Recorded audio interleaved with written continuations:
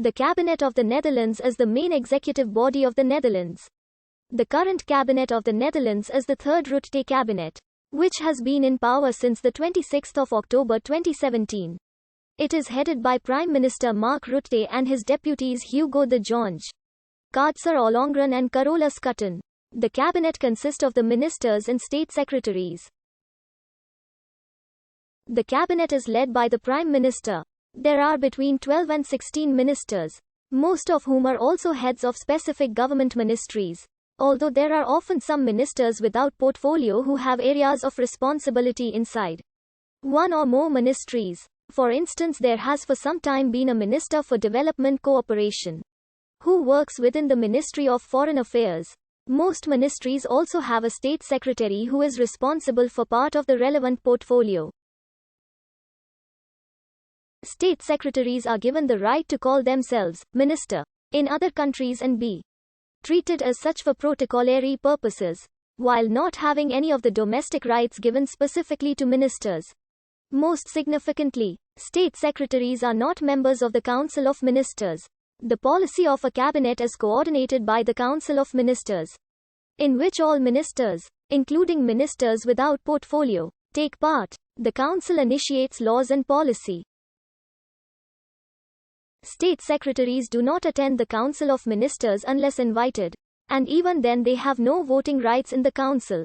The council meets every Friday in the Trevisol in the Binnenhof. Meetings are chaired by the Prime Minister, or an acting Prime Minister if necessary. The council makes decisions in a collegial manner.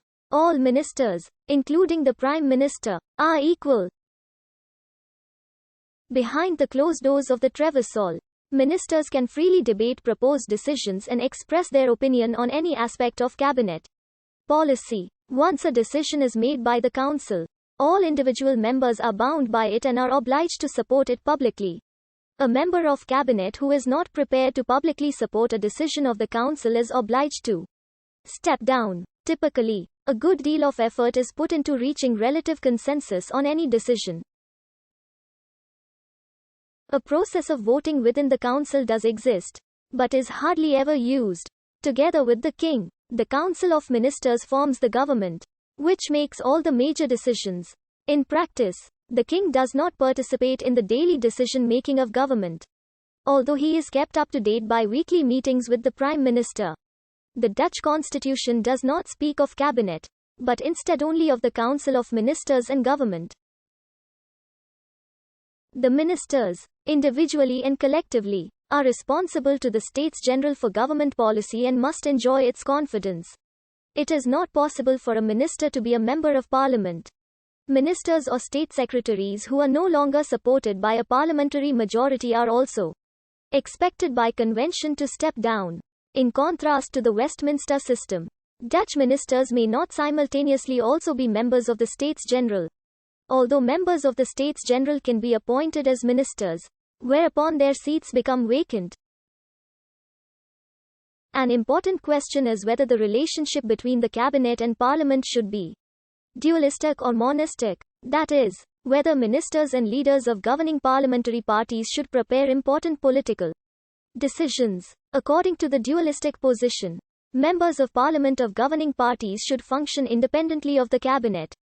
The monistic position, by contrast, is that the cabinet plays an important role in proposing legislation and policy. After a general election held generally every 4 years, or if a cabinet resigns during a parliamentary term, the process of cabinet formation starts.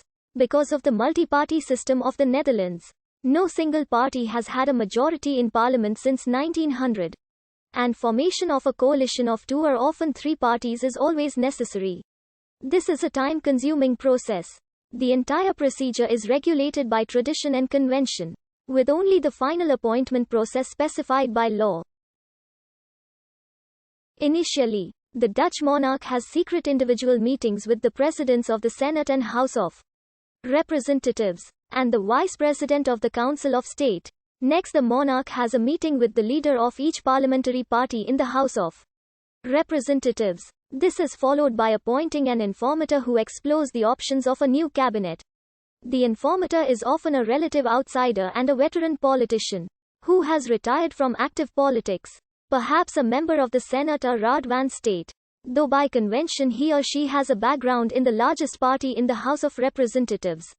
The monarch may appoint multiple informators with backgrounds in other parties. The informator is given a specific task by the king or queen regnant, often to, say,